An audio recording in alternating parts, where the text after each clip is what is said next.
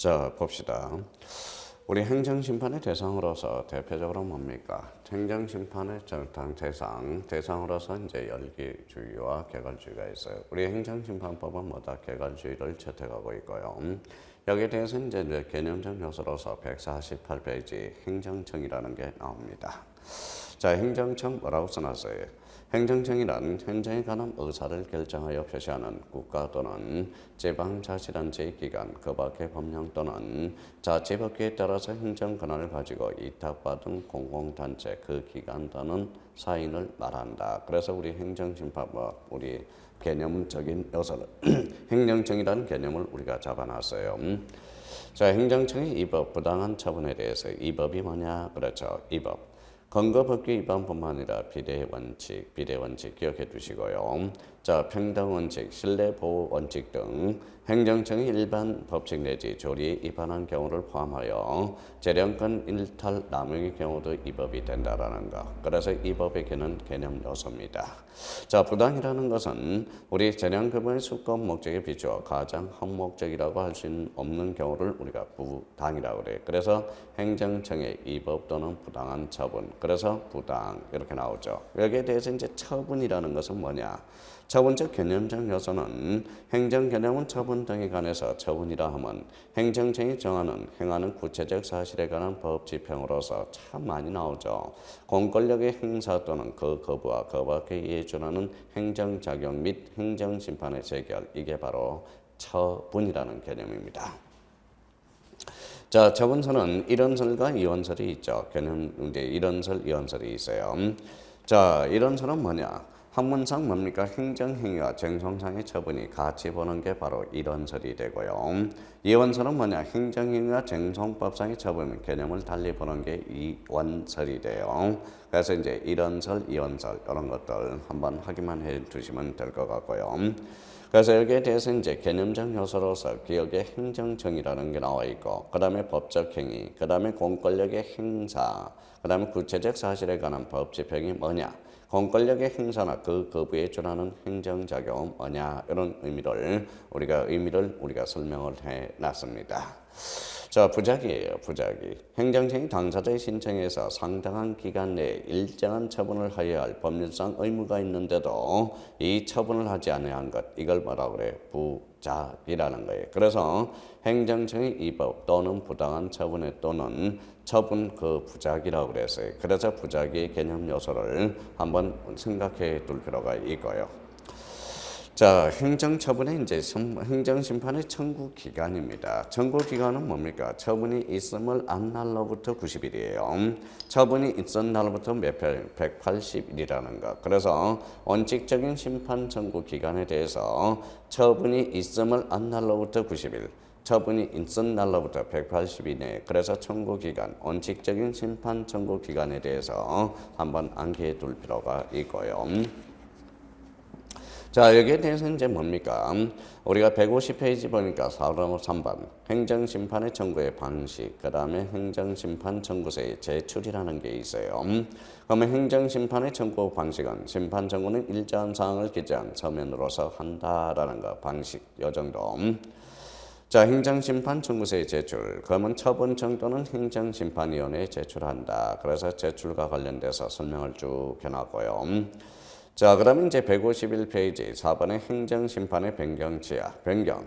자, 변경이란 심판 청구의 계속 중에 청구인의 편의를 위해서 청구인이 당초의 청구 취지나 청구 원인 등을 변경하는 것. 이게 바로 심판 청구의 변경. 개념 한번 체크해 두시라는 거.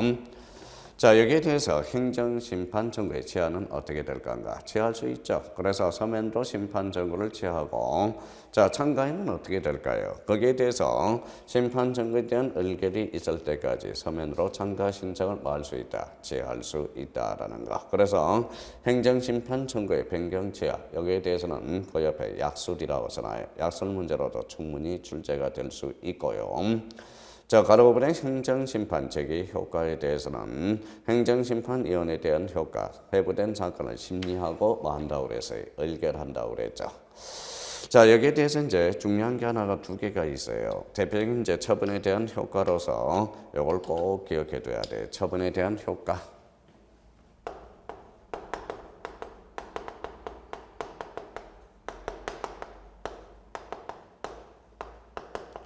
자, 처분에 대한 효과로서 대표적으로 뭐예요? 바로 집행부정지 원칙.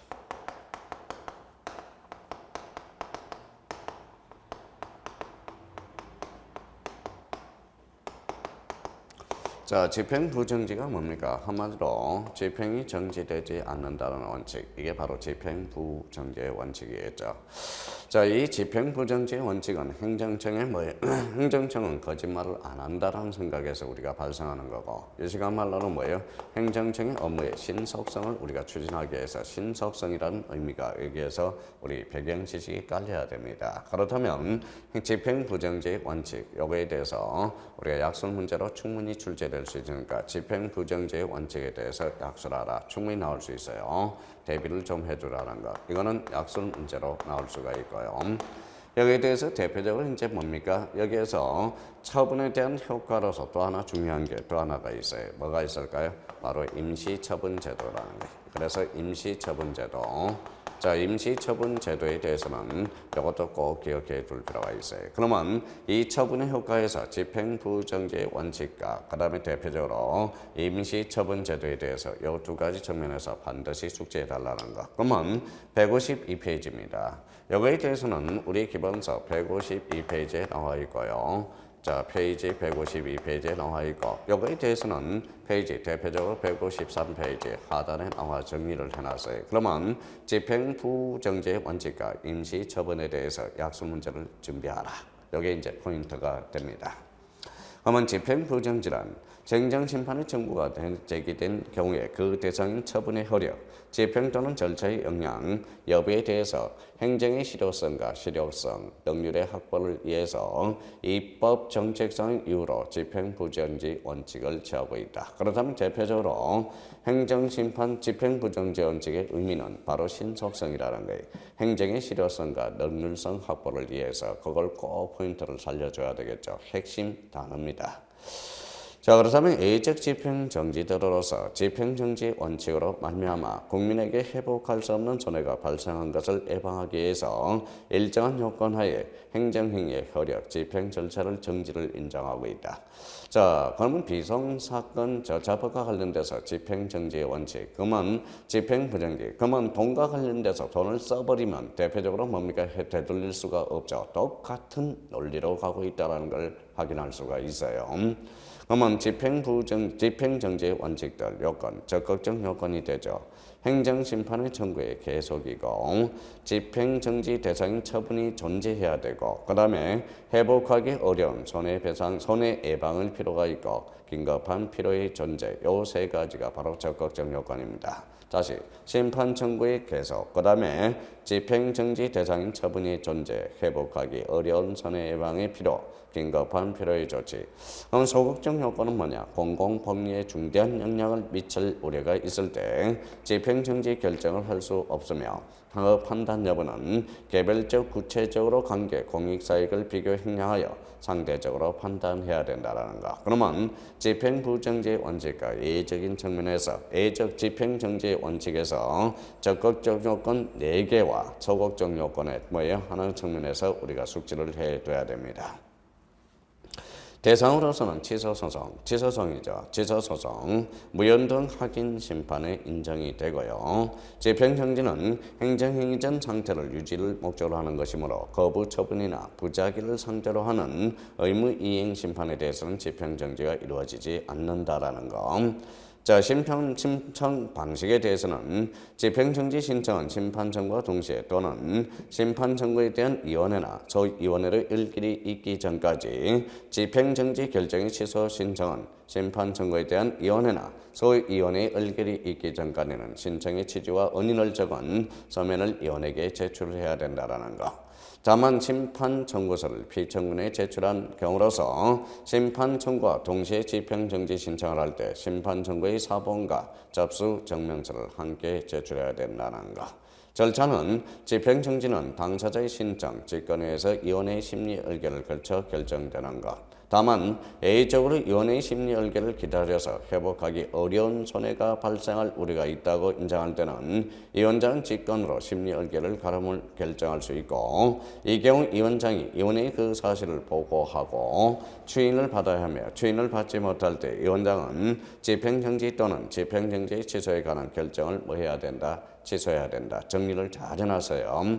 자, 효력과 관련돼서 집행정지 효력은 처분의 효력이나 집행 또는 그 절차의 속형의 전부 또는 일부이며 형성력이 발생하고, 대인적 효력으로서는 제3자에 대해서도 미친다라는 거. 시간적 효력으로서는 집행정지 효력은 당의 결정의 주문에 대해 정해진 시기까지 존속하나 주문에 특별한 정함이 없는 경우는 재결이 확정될 때까지 존속한다 것이다.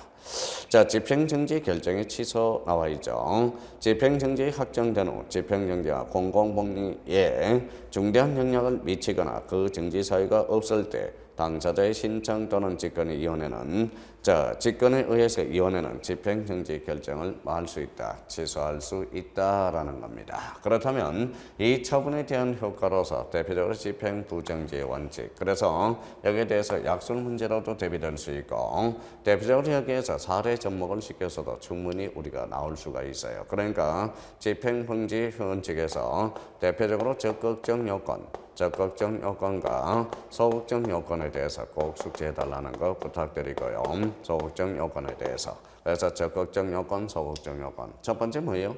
행정청구에 뭐예요? 행정심판 청구가 계속돼야 되고, 그 다음에 집행정지 제도의 대상인 처분이 존재해야 되고, 대표적으로 회복하기 어려운 사항이 뭐예요? 손해 예방이 필요가 하고, 그 다음에 네 번째, 긴급한 필요한 조치가 있다는 것. 이게 적극적 조치에 대한 네 가지 요건. 자, 소극적 요건에 대해서는 한번 꼭 숙지해놔서 요거의 정면에서 적극적 요건과 소극적 요건에 꼭 암기를 좀 해달라는 거 부탁하겠습니다. 자, 임시처분. 저는 이제 임시처분에 대해서 나올 때가 됐다고 생각이 들고요. 그러면 임시처분 제도는 대표적인 가구제 제도로서, 가구제 제도죠. 가구제 제도로서 꼭 한번 우리가 생각을 해둘 필요가 있어요. 그러면 임시처분 갑니다. 요건은 이혼에는 처분 또는 부작위가 이 법 부당하다고 상당히 의심되는 경우로서 처분 또는 부작위 때문에 당사자가 받을 우려가 있는 중대한 불이익이나 당사자에게 생길 급박한 위험을 막기 위해서 임시지위를 정할 필요가 있는 경우 직권 또는 당사자의 신청에서 임시처분을 결정할 수 있다. 그러면 한계는 뭐냐? 임시처분은 집행정지를 목적을 달성할 수 있는 경우는 허용되지 않습니다. 임시처분은 공공복리에 중대한 영향을 미칠 우려가 있을 때 허용되지 아니한다는 것, 두 가지 한계가 있고요. 신청 방식은 집행정지 신청과 동일한 방식이 하고, 중대한 불이익이나 급박한 위험이 생길 우려의 경우, 그 다음에 이제 거기에 대해서 대표적으로 이제 취소는 어떻게 될 건가? 이혼은 임시처분을 결정한 후에 임시처분이나 공공복리에 중대한 영향을 미치거나 그 상지 사유가 없어진 경우에 직권으로 또는 당사자의 신청에 의해서 임시처분 결정을 취소할 수 있습니다. 거기에 대해서 결정에 대해서 심리 의결이 결정되면 결정서 정보를 뭐 해야 된다? 송달해야 된다. 그래서 임시처분제도, 처분에 대한 효과로서 집행부정지 원칙, 임시처분제도, 요거에 대해서는 꼭 기억해 달라는 거.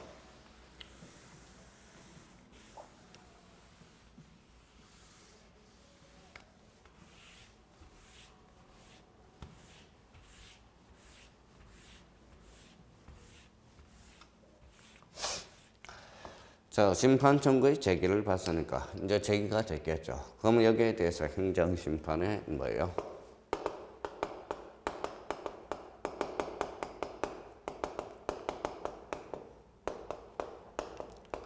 자, 심리가 돼야 되겠죠. 자, 여기서 이제 절차적 심리가 또 하나가 있어요. 두 가지가 있겠죠. 절차적 심리로서 대표적으로 뭡니까? 여기에 이제 요건 심리가 되겠죠. 요건 심리. 그래서 요건 심리라는 게 있고요. 요건 심리가 있고. 요건 심리라는 것은 어떤 측면이에요? 이거는 절차적 측면이겠죠. 절차적인 측면. 자, 청구 제기, 심판 청구의 제기가 잘 되어 있느냐. 행정심판의 당사자 관계인이 뭐 적절한가. 그래서 이제 여기 이제 회의상 법률상 이익이 있는 자냐 이런 것들을 우리가 따지는 게 대표적인 요건 심리가 있고요. 자, 요건 심리를 이제 통과를 했어요. 거기에 대해서 그러면 대표적으로 무슨 심리를 하죠? 대표적인 본안 심리라는 게 있어요. 그래서 요건 본안 심리. 이거는 자 내용을 따져주는 거죠. 그래서 요건 심리라는 어떤 측면에서 우리가 이제 본안 심리로 가게 돼 있다. 그래서 행정심판의 심리 요게 있어요. 그러면 1번에 자 155페이지에 보니까 무슨 심리가 있어요? 대표적으로 요건 심리라는 게 있죠. 그래서 요건 심리. 그 다음에 거기에 대해서 2번에 이제 본안 심리가 있어요. 본안 심리란 심판 청구가 적법한 경우에 심판 청구의 청구의 당부에 대해서 실질적으로 심사하는 것으로 심리 결과 청구가 이유 있으면 인용, 없으면 이제 기각하게 되겠죠. 범위는 우리가 이제 불고불리 물어보지 않는 것에 대해서는 뭐다 이익을 심리하지 않겠죠. 그게 바로 불고불리의 원칙이 있고 그 다음에 불이익 변경 금지의 원칙이 있다라는 거. 그래서 불고불리의 원칙과 그 다음에 불이익 변경 금지의 원칙. 자, 그 다음에 법률 문제냐, 재량 문제냐, 사실 문제를 이제 뭐의 범위를 우리가 잡겠죠. 행정처분이나 행정처분이나 부작위, 위법, 이 적법 여부, 법률 문제뿐만 아니라 자 공익의 포함 여부에 당, 부당의 재량 문제, 사실 문제도 심리할 수 있습니다. 그렇다면 여기에서 우리가 대표적으로 행정심판의 심리로서 요건심리, 본안심리 이 두 가지 측면에서 우리가 보는 거고요. 자 여기에 대한 심리 절차는 기본 원칙은 대심주의죠. 대심주의라는 것은 청구인과 피청구인의 대립된 당사자죠. 그러면 대심이란 자 서로 대립되는 당사자인 청구인과 피청구인의 공격 방어를 바탕으로 하여 심리를 진행시키는 것. 대표적인 요게 대심주의가 되고요. 자, 대표적으로 이제 직권주의가 있고, 그 다음에 이제 구술심리주의 또는 서면심리주의가 있고요. 그 다음에 이제 4번에 비공개주의라는 게 있죠. 자, 비공개주의에 대한 명문 규정은 없으나 법 해석상 방청객에 대해서 공개하지 않음을 추론할 수 있다. 그래서 이제 비공개주의. 자, 자료의 제출 요구가 있고 거기에 대해서 증거, 정사가 들어가야 되고 자, 4번에 보니까 심리 및 병합의 분리, 심리의 신속성, 경제적 능률성을 위해서 위원회가 필요하다고 인정할 경우는 관련 청구를 병합 심리하거나 병합된 청구를 다시 분리하여 심리할 수 있다라는 거. 자, 바른 내용과 비공개, 그건 한번 읽어보시고 그렇다면 이제 우리가 이제 요건 심리, 본안 심리가 됐다면 이제 심리를 거쳤으면 대표적으로 여기에 대해서 뭐가 들어가야 됩니까? 대표적으로 자 뭐가 들어가야 돼요?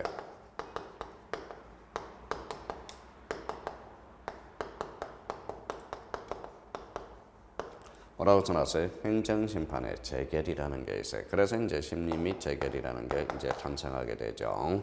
그럼 여기에 대해서 이제 요건 심리도 통과하고 본안 심리가 들어갔다면 거기에 대해서 이제 대표적인 재결을 해야 되겠죠. 재결과 관련돼서는 이제 여기 이제 여러 가지 재결의 종류들이 있어요. 그러면 여기에서 행정심판의 재결 종류들을 우리가 뭐예요? 공부를 반드시 해두셔야 돼요. 이미 한번 사정 재결과 관련돼서 이미 출제된 바가 있고요. 그러면 1번의 재결의 의란 행정심판 청구 사건에 대해서 행정심판위원회가 심리 의결한 결과를 종국적으로 판단하여 대의적으로 선언하는 행위, 이게 바로 재결입니다. 그래서 신결애라고 그러죠. 심리 및 재결의 애, 이래서 신결애. 확인 행위로서 준사법적 기속행위다. 절차 형식으로는 이제 방식이 있고 범위는 우리가 봤고요. 기간에 대해서 우리가 보시면 되겠고 특히 행정심판의 재결은 행정심판위원회 또는 피청구인의 행정청이 심판 청구를 받은 날로부터 60일 이내에 해야 되며 부득이한 사정이 있을 때 위원장이 직권으로 30일을 연장할 수 있다. 이 기간과 관련돼서는 거진 위원회에서 심리 의결 기간과 관련돼서는 절차법과 관련돼서 거진 공통점이더라고요. 심리 의결은 며칠 60일, 부득이한 경우는 30일을 연장할 수 있다. 위원장은 재결 기간을 연장할 경우 재결 기간이 끝나기 전 7일까지 당사자에 알려줘야 되고 이제 재결을 송달, 정식 전수는 이제 송달이 이제 정해야 되겠죠. 자, 그렇다면 158페이지 내용 및 종류 요걸 좀 잡아야 돼. 자, 이쁘다. 자, 뚝뚝뚝 떠들어. 그러면 각하 재결이 되겠죠. 각하 재결 거부한다는 거예요. 심판 청구의 제기 요건을 충족하지 못한 부적법한 심판 청구에 대해서는 본안에 대한 심리를 거절하는 것, 거절이죠. 그래서 각하 재결. 자, 기각 재결은 뭡니까? 본안 심리의 결과 심판 청구가 이유 없다고 인정하여 청구인의 심판 청구를 배척하는 언처분을 지지 재결하는 판결, 재결을 말하며 그러나 기각 재결이 있는 후에도 언처분청은 당해 처분을 직권으로 취소 변경할 수 있다. 그래서 이제 기각 재결이 있고 그다음에 대표적으로 사정 재결. 우리 1회 때 행정사 2차가 이제 뭐예요? 우리 1회 때 우리가 출제가 됐죠. 자, 사정 재결. 그러면 결론적으로 각하 재결, 기각 재결, 사견 재결이 있고, 자, 본안 심리를 받아들인다. 그 대표적인 인용 재결이라는 게 있어요. 사정 재결이란 뭐냐? 사정이 생겼겠죠. 그래서 심판 청구에 이유 있다고 인정한 경우 이를 인용하는 것이 현재의 공공복리에 적합하지 않다고 인정할 때 그 심판 청구를 기각하는 재결이 무슨 재결이다? 바로 사정 재결이다. 자, 목적은 공익을 위해서 개인의 권리를 약간 제약하는 제도가 무슨 재결이다? 사정 재결이고, 자, 취소 심판은 인정하고 있어요. 무효 등 확인 심판은 인정이 안 되고요. 의무 이행 심판은 인정하고 있다. 요건은 심판 청구에 이유 있다고 인정돼야 되며, 청구인의 심판 청구의 인용함에 현저히 공공복리에 적합하지 아니하다고 인정돼야 된다. 우리가 그래서 행정청은 깡패라고 그러죠. 뭐든지 공공복리 이 하나 다 나면 뭐든지 해결해 줄 수 있는 것. 공공복리에 적합하지 아니하고 인정돼야 하며 행정심판위원회의 의결을 거쳐야 되며 행정심판위원회는 사정 재결을 하며 그 재결의 주문에 그 처분 또는 부작위, 위법 부당함이 명시돼야 된다. 문제점은 뭡니까? 법치주의. 그냥 공공복리죠. 공공복리라는 게 모든 게 해결이 되죠. 사정재결은. 그럼 법치주의의 행하를 철회하고 청구인의 권익구제에 미흡하다라는 두 가지 문제점을 안고 있다라는 겁니다. 자, 구제 방법은 청구인의 권익을 보호하기 위해서 행정심판위원회는 사정 재결을 함에 있어 청구인에 대해서 상당한 구제 방법을 취하거나 피청구인에게 상당한 구제 방법을 취할 것을 명할 수 있으며 사정 재결의 구제 방법은 청구 지지에 따라 다를 수 있으나 손해배상, 원상회복 의무, 재시설의 설치, 기타 적당한 구제 방법을 생각할 수 있다라는 것. 그러면 여기에 대해서 이제 사정 재결, 여기에 있어서 사정 재결에 대해서는 따로 한번 정리해 둘 필요가 있어요. 이미 1회 때 출제됐지만 사정 재결은 약술 문제로도 대비될 수 있고 대표적으로 논술 문제로도 나올 수 있으니까 사정 재결은 단단히 척히 준비해 주셔야 됩니다.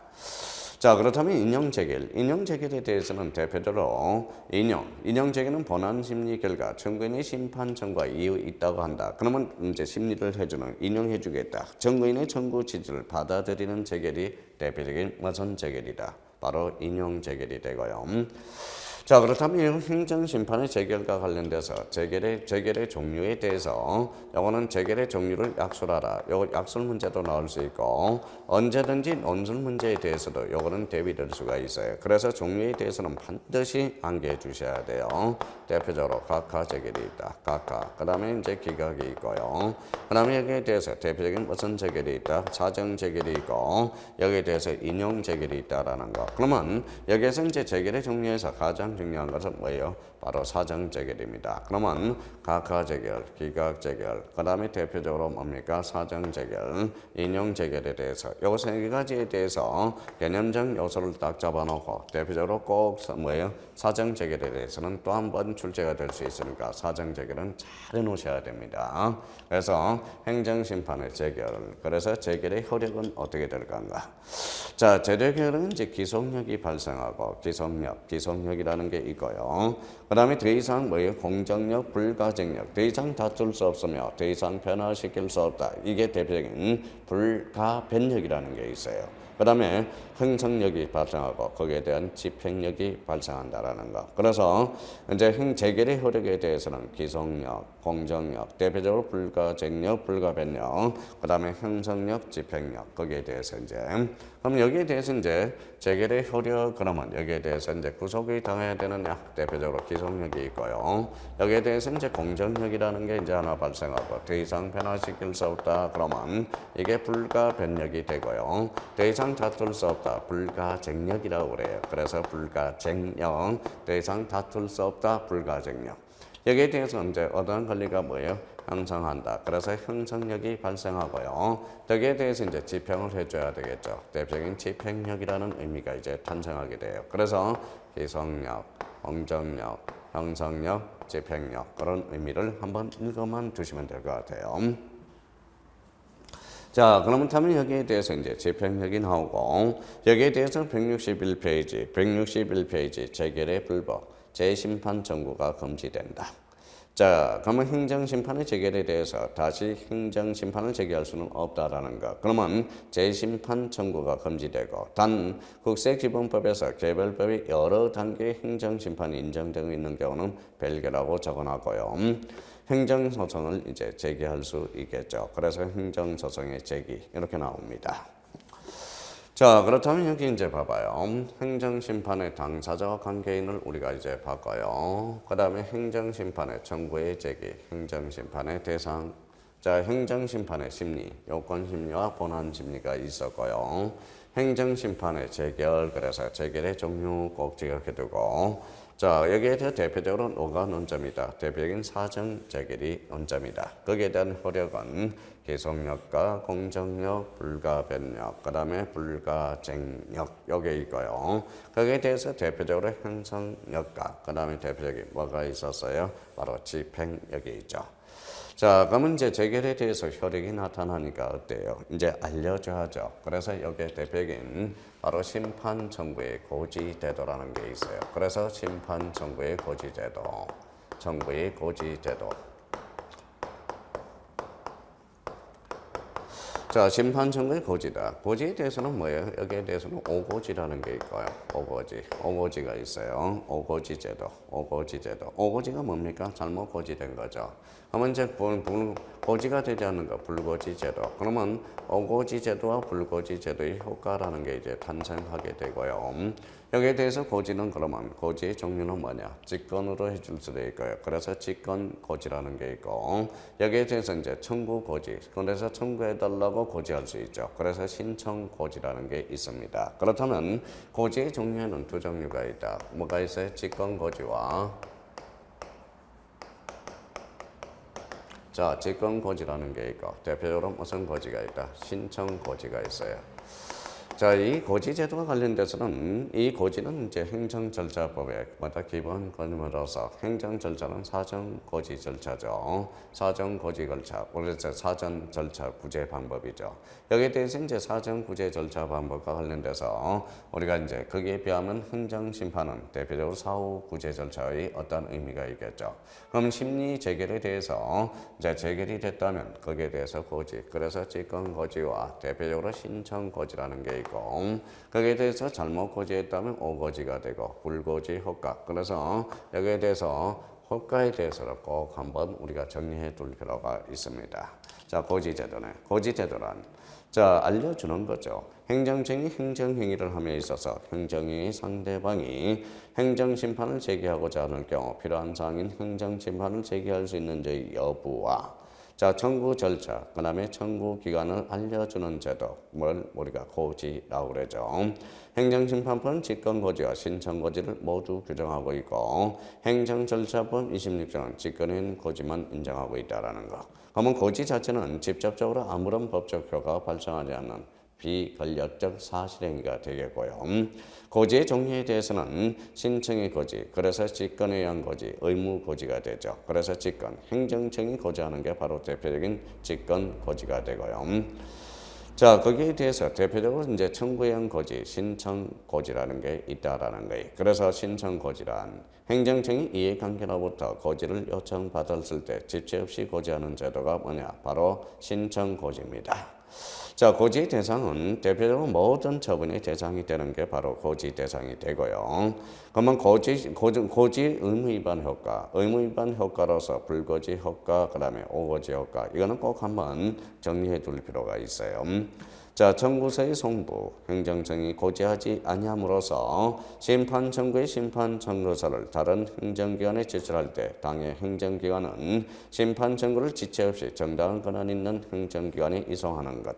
청구기간은 대표적 처분이 있은 날로부터 180일, 그거 한번 체크해두고, 오고지 효과에 대해서는 청구서를 이제 송부, 잘못 청구했을 때 불고지 효과가 되는 거죠. 오고지 효과가 되는 거죠.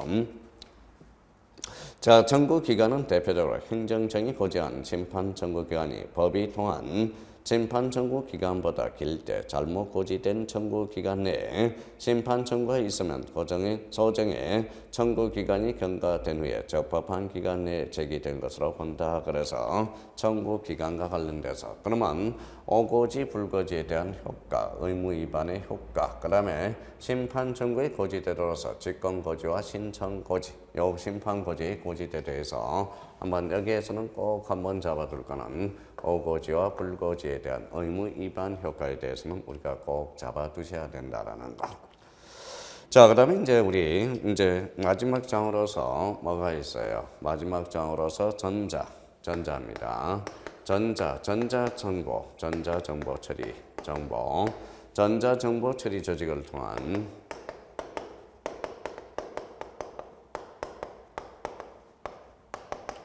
대표적으로 뭐예요? 행정심판.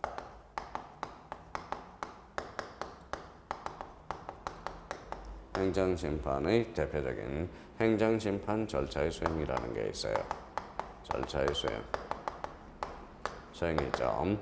현재 요즘 이제 심판도 우리가 이제 약술 행정소송의 전자심판도 있고 나름대로 전자정보 처리 조직을 통한 행정심판의 절차의 수행. 그만큼 전산화됨으로써 우리가 행정심판도 간편화를 통해서 이제 수행할 수 있다라는 거죠. 그래서 이제 우리 등기도 전자신청이 있고 전자신청이 있고 대표적으로 방문 신청이 있겠죠. 그래서 이제 전자정보 처리를 통한 행정심판의 절차를 수행하는 것. 자, 전자정보 처리를 통한 심판 청구. 그래서 이제 나름대로 이제 정보 조직을 통한 심판 청구라는 게 보이고요. 그 다음에 전자서명이 있네요. 전자서명. 그 다음에 가로 3번에 전자정보 처리를 이용한 송달과 관련돼서 기타는 증거서류의 반환과 불합리한 법령 등의 개선, 조사 등 송달 장소 변경 신고 의무, 이렇게 이제 의미가 있습니다. 자, 그렇다면 이제 서류의 송달도 나와 있고요. 거기는 이제 한번 읽어두시면 될 것 같고요. 그러면 여기에 대해서 이제 우리가 행정심판에 대해서 아주 우리 자세히는 살펴보지 않았지만 그래도 이제 흐름적인 요소는 우리가 잡아놨다라는 거예요. 왜? 행정법에서 행정심판법과 관련돼서 우리가 나름대로 행정심판법을 배우기 때문에 거기에서 이제 아주 자세히 배우고 오시라는 거. 그러면 우리가 이제 왜냐하면 우리 행정심판법을 토대로 해서 행정심판법 사례를 풀기에는 하나의 기본 이론이니까 나름대로 흐름만 우리가 잡아두시면 될 것 같고요. 그래서 행정심판법 크게 몇 개? 9개로 뭐예요? 아까 이야기했던 첫 번째 뭐가 있었다? 바로 총설이 있었어요. 그래서 총설 이렇게 있었고 여기에 대해서 행정심판의 뭐예요? 행정심판의 종류를 우리가 살펴봤죠.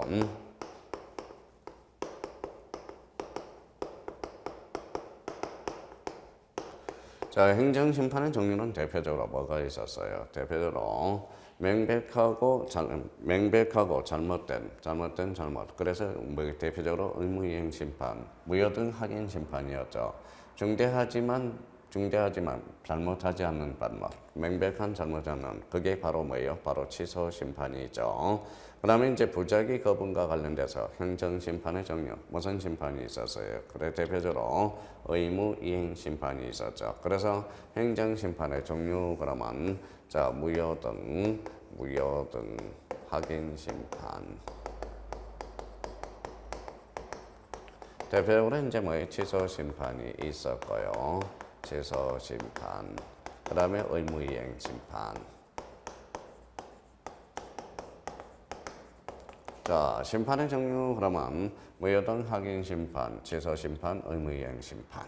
여러 정도는 자 행정 심판 사례를 불기할 때 이제 심판의 종류는 요 정도는 한번 숙지해 둬야 되고.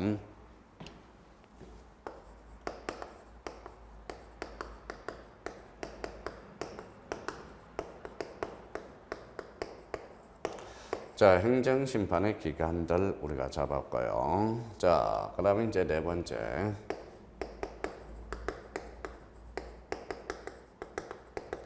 자, 행정 심판의 뭐의 당사자.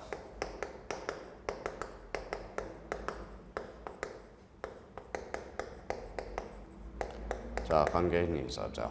자, 당사자는 이제 당사자 적격, 그래서 청구인 적격, 그 다음에 피청구인 적격. 요건 우리가 살펴봤고요. 간략하게. 그럼 당사자가 이제 당사자, 청구인 적격은 법률상 이익이 있는 자여야 된다. 이렇게 이제 있었고, 당사자와 관련돼서는 대표적으로 이제 선정 당사자나 선정 대표자라는 게 있었습니다. 자, 선정 대표자가 있었고요. 여기에 대해서 이제 피청구인은 이제 피청구인 적격, 형정청을 우리가 이야기하고요. 여기에 대해서 이제 관계인과 관련돼서 누가 있었어요? 대표적으로 참가하고 싶다. 참가인이 있었고요. 여기에 대해서 대표적으로 대리인이 있었죠. 이 당연사자와 관련돼서 대표적으로 이제 당연선계가 있고요. 당연선계와 무슨 선계가 있었어요? 바로 허가선계가 있었죠. 허가선계. 이렇게 이제 행정심판의 당사자와 대표적으로 관계인, 그래서 이제 관계인은 참가인과 보다 대리인 여기에 있었습니다.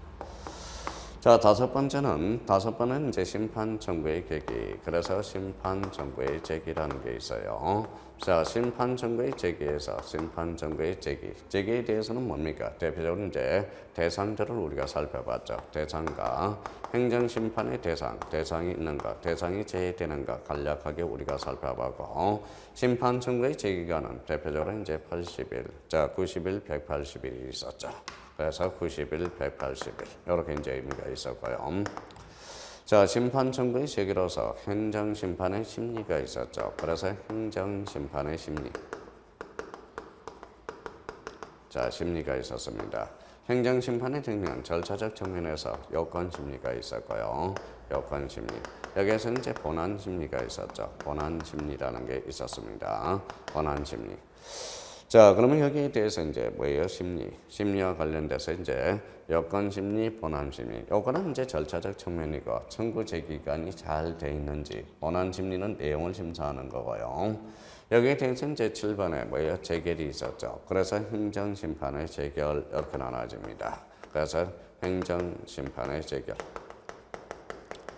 자, 행정심판의 재결과 관련돼서 대표적으로 이제 재결과 관련돼서 자, 거부한다, 거부, 각하 재결이 있었고, 여기에 대해서 기각 재결이 있었고, 대표적으로 무슨 재결이 있었어요? 사정 재결이 있었고, 사정 재결이 있었고, 여기에 대해서 이제 대표적으로 무슨 결정이 있었죠? 인용 재결이 있었어요. 그래서 재결과 관련돼서. 근데 여기에 대해서 이제 처분의 효과와 관련돼서 처분의 효과, 재결에 대해서 이제 처분의 효과가 있었죠. 자, 처분의 효과와 관련돼서 대표적으로 이제 여기에서 잡아둘 거는 집행부정지의 원칙과, 그래서 집행부정지의 원칙. 이렇게 이제 측면에서 집행부정지의 원칙에 대해서 꼭 한번 정리해 두셔야 되고, 여기에 대해서 이제 임시처분제도, 그래서 임시처분제도라는 게 우리가 있었어요. 그래서 집행부정지 원칙에서 집행정지 효과들, 집행정지 요건들, 적극적 요건과 소극적 요건, 임시처분에 대해서 이렇게 이제 두 가지 측면에서 한번 간략하게 우리가 그러면 여기에 대해서는 한번 또 정리해 둘 필요가 있습니다.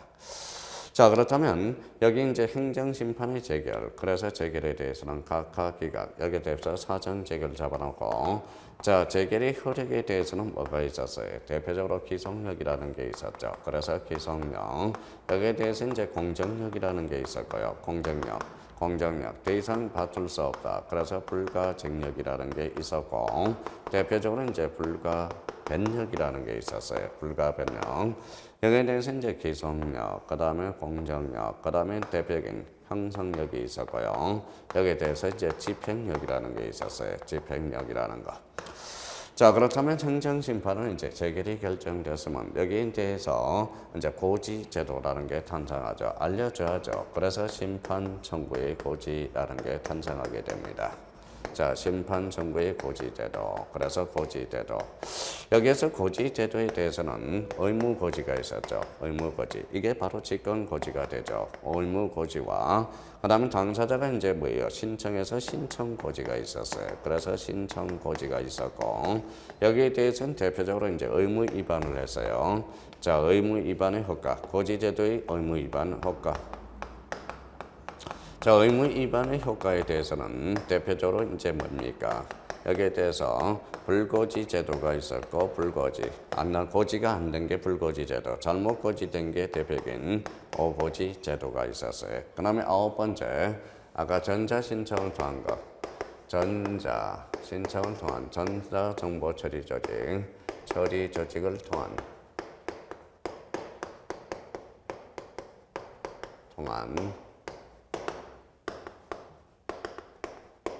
자, 심판 청구의 수행이라는 게 있었죠. 심판 청구의 수행. 자, 심판 청구의 수행. 이게 뭐 전자 심판이겠죠. 한마디로. 자, 그래서 전자로 우리가 수행하는 것. 그래서 우리가 총 9개로 구성되어 있다라는 겁니다. 그렇다면 우리 총설과 관련돼서 행정 심판의 종류. 그다음에 이제 요거 이제 어떤 흐름만 요번 달 곳에 이렇게 흘러가는 흐름만 좀 잡아달라는 겁니다. 그래서 내용을 뭐요? 우리가 자세히 하는 것은 우리가 이제 뭐예요? 행정 1차 과목에서 우리가 배웠으니까 행정심판의 종류, 무여등 확인심판, 제소심판, 의무이행심판, 행정심판의 기간, 행정심판의 당사자와 관계인 이렇게 이제 의미를 잡아놓고 대표적으로 이제 참가인, 대리인이 관계인이 되어 있다. 그래서 이런 흐름만 좀 잡아달라는 거. 그러면 이 흐름을 잡아서 우리 좀 쉬었다가 뭐예요? 행정심판 사례를 한번 적용해 보도록 하겠습니다.